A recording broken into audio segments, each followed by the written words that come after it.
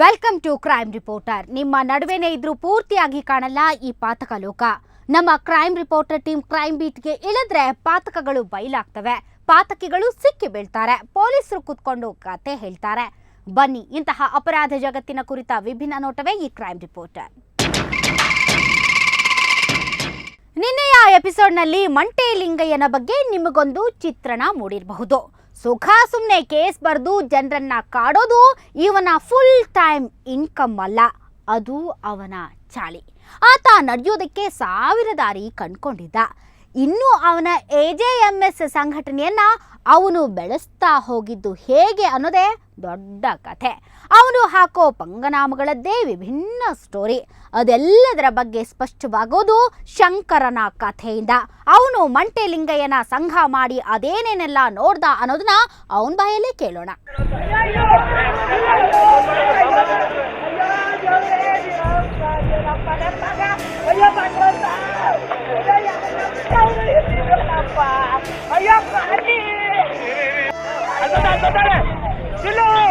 ಈ ತಾಯಿಯ ಕಷ್ಟ ಏನನ್ನೋದು ನಿಮಗೆ ಅರ್ಥ ಆಗುತ್ತೆ.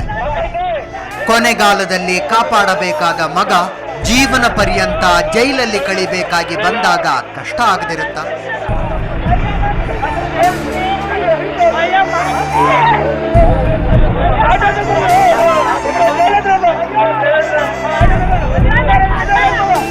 ಹೀಗೆ 18 ಜನ ಜೈಲಿಗೆ ಹೋದ್ರು ಇವರ ಪರವಾಗಿ ಮಾತಾಡೋದಕ್ಕೆ ನಮಗೆ ಜನ ಸಿಗಲಿಲ್ಲ.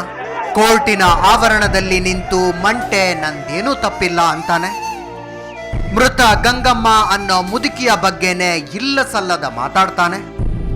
ಒಬ್ಬ ಮುದುಕಿ 80 ವರ್ಷನೋ 70 ವರ್ಷದ ಮುದುಕಿಯನ್ನ ಎಲ್ಲೋ ಔಸಿಟ್ಟಿರ್ಬೇಕು, ಅವ್ರ ಮಗಳೇನೋ ಬಾಂಬೆಲಿ ವೇಷವೃತ್ತಿ ಮಾಡ್ತಾರಂತೆ ಅಥವಾ ಇನ್ನೇನೋ ಮಾಡಿರ್ಬೇಕು ಗೊತ್ತಿಲ್ಲ.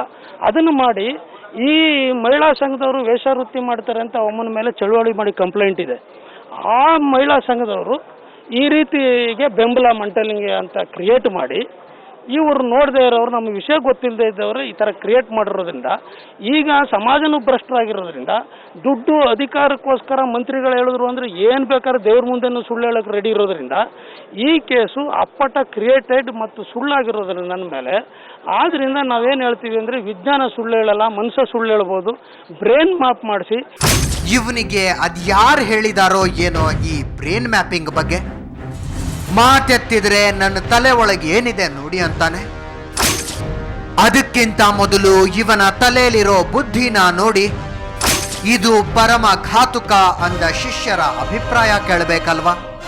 ಕಾರ್ಯಕರ್ತರನ್ನ ಒಂದು ನಾಯಿಗಳ ರೀತಿ ಬಳಸ್ಕೊತಿದ್ರು ಹೊರತು ನಾನು ಹೇಳ್ತಿದ್ದೀನಿ, ಮಂಟಲಿಂಗಿಂದ ಯಾರು ಕೂಡ ಒಳ್ಳೇದಾಗಿ, ನನ್ನ ಜನಕ್ಕೆ ಯಾರು ಕೂಡ ಒಳ್ಳೇದಾಗಿ, ನನ್ನ ಜನಕ್ಕೆ ಅವನು ತಪ್ಪೆ ಮಾಡ್ಕೊ ಬಂದಿದ್ದಾನೆ. ಮತ್ತೆ ಏನಾರ ಹೆಣ್ಣು ಮಕ್ಳು ಏನಾರ ಇವತ್ತು ಅವ್ರ ಕಾಮಕ್ಕೆ ಏನಾರ ಮಂಟಲಿಂಗನ ಕಾಮಕ್ಕೆ ಏನಾರ ಬಲಿಯಾಗಿದೆ ಅಂದ್ರೆ ನಾನು ಹೇಳ್ತೀನಿ, ನನ್ನ ದಲಿತ ಜನಾಂಗನ ಜಾಸ್ತಿ ಅವನಿಗೆ ಬಲಿಯಾಗಿರೋ ಹೆಣ್ಣು ಮಕ್ಳು ಬಲಿಯಾಗಿ ಅಂತ ಹೇಳ್ತಿದ್ದೀನಿ. ಅದು ಈಗ ಕೋರ್ಟ್ನಲ್ಲೂ ಪ್ರೂವ್ ಆಗಿದೆ. ಇಂಥ ಮನುಷ್ಯನಿಗೆ ಶಿಕ್ಷೆಯಾಗಿದ್ದೇ ಸರಿ. ಇವನು ಮಾಡಿದ ಘನಂದಾರಿ ಕೆಲಸಗಳನ್ನ ನೆನಪಿಸ್ಕೊಂಡ್ರೆ ಈತ ನಮ್ಮ ಜನಾಂಗದವನು ಅಂತ ಹೇಳ್ಕೊಳ್ಳೋದಕ್ಕೆ ನಾಚಿಕೆಯಾಗುತ್ತೆ ಅಂತಾರೆ ಮಂಟೆಯ ಸಂಘಟನೆಯಿಂದ ಹೊರಬಂದ ಹುಡುಗರು. ಆ ಸಂದರ್ಭಗಳಲ್ಲಿ ಗಾಂಧಿನಗರಕ್ಕೆ ಬಂದು ಅಲ್ಲಿ ಮನೆ ಬಾಡಿಗೆ ಮಾಡಿ ಸ್ವಂತ ಏನು ನೆಲೆ ಇಲ್ಲ. ಹೇಳೋ ಸಂದರ್ಭದಲ್ಲಿ ಏನು ಹೇಳ್ತಾನೆ ವ್ಯಕ್ತಿ ಅಂತಂದರೆ, ನಮ್ಮ ತಂದೆ ಶೂಟಿಂಗ್ ತೆಗೆಯೋಕ್ಕೆ ನಮ್ಮ ತಂದೆ ಆ ಕಾಲದಲ್ಲೇ ದುಡ್ಡನ್ನ ಸೂಟ್ಗೆ ಸಿಡ್ಕೊ ಬಂದು ಅಂತ ಹೇಳ್ತಾರೆ. ಬ್ಲಾಕ್ ಬಂದ್ರೆ ಈಗ ಮನೇಲಿ ಕೂಡ ಏನೋ ನಾನು ತಗೊಂಡಿನಿ ಅಂತ ಹೇಳ್ತೇನೆ. ಇವ್ಗೆ ಎಲ್ಲಿ ಬಂತು 12 ಲಕ್ಷ, ಇವನ್ ಕಡೆ ನನ್ನ ಅಕೌಂಟಲ್ಲಿ 10,000 ರೂಪಾಯಿ ನೀವು ಹೆಂಡತಿ ಮಾತಾಡುವಾಗ ನನ್ನ ಹೆಂಡತಿ ನನ್ನ ಹೆಸರಲ್ಲಿ ಅಕೌಂಟು ಇಲ್ಲ ಅಂತಂದಮೇಲೆ ಇವರು ಶೂಟಿಂಗ್ ತೆಗೆಯಕ್ಕೆ ಮೈಸೂರಿಗೆ ಎಲ್ಲಿ ಸೂಟ್ಗೆ ಸಣ್ಣ ಎಲ್ಲಿ ಬತ್ತು ಇವ್ರಿಗೆ. ಇವ್ರು ಒಂದು ಕಡೆ ಇವ್ರ ತಾತ, ಇವ್ರ ಅಪ್ಪನವ್ರಪ್ಪ ಆಗ ಎಲ್ಲ ಹಿಂದಿನ ಕಾಲದಲ್ಲಿ RMA ಅಂತಿದ್ರಂತೆ, MLAಗಳಿಗೆ RMA ಅಂತಿದ್ರಂತೆ. ಅಂದರೆ ಇವ್ರು ಹೇಳೋದೇನಂದ್ರೆ, ನಮ್ಗೆ ಹೇಳೋದೇನಂತಂದ್ರೆ, ಈ ವ್ಯಕ್ತಿ ನಮ್ಗೆ ಹೇಳ್ತಿದ್ರೆ ಅಂದರೆ 400 ಜನ ಇವ್ರ ಮೇಲೆ ಜೀಚ್ಕಿದ್ರಂತೆ. ಎಷ್ಟೆಂದು ಹೇಳಿ 399 ಅಲ್ಲ, 400 ಜನ, ಒಂದು ಜನ ಜಾಸ್ತಿ ಅಲ್ಲ, 400 ಜನ ಇವ್ರ ಮೇಲೆ ಬ್ರಾಹ್ಮಣ ರಾಜ್ಯ ಇವ್ರ ಮೇಲೆ ಜೀಚ್ಕಿದ್ರಂತೆ. ಜೀತಕ್ಕೆ ಯಾರಿದ್ರೋ ಇಲ್ವೋ, ಆದ್ರೆ AJMS ಸಂಘಟನೆಯ ಸದಸ್ಯರು ಮಾತ್ರ ಇವನ ಪಾಲಿಗೆ ಜೀತದಾಳಗಳಂಗಾಗ್ಬಿಟ್ಟಿದ್ರು ಅನ್ನೋದನ್ನ ಶಂಕರ ವಿವರಿಸ್ತಾನೆ.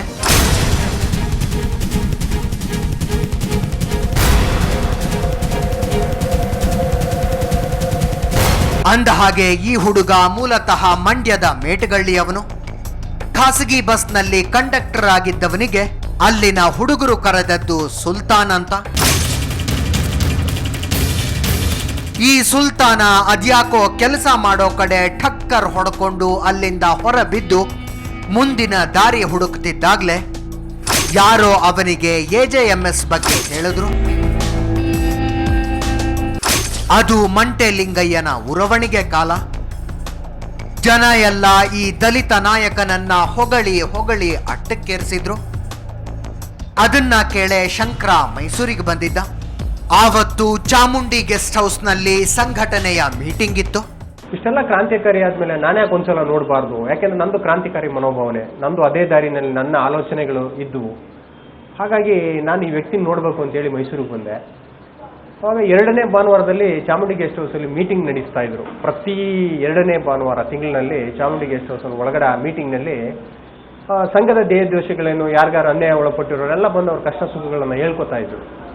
ನಾನು ಅದನ್ನೆಲ್ಲ ಕೇಳಿದಾಗ ನನಗೂ ಒಂದು ರೀತಿ ರೋಮಾಂಚನ ಆಯಿತು. ಈ ವ್ಯಕ್ತಿ ಜೊತೆ ಯಾಕೆ ಹೋಗಬಾರ್ದು ಅಂತೇಳಿ ನಾನು ಕೇಳಿದೆ, ಸರ್ ನಾನು ನಿಮ್ಮ ಸಂಘಕ್ಕೆ ಸೇರ್ಕೋಬೇಕು ಅಂತೇಳಿ.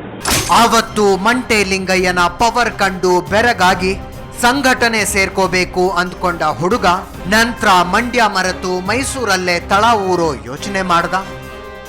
ಈತ ಹೆಂಡತಿ ಸಮೇತ ಬಂದಿಳಿದದ್ದು ಲಕ್ಷ್ಮೀಕಾಂತ ನಗರಕ್ಕೆ. ಅದಕ್ಕೆ ಕಾರಣನಾದವನು ಮಂಟೆ ಲಿಂಗಯ್ಯ.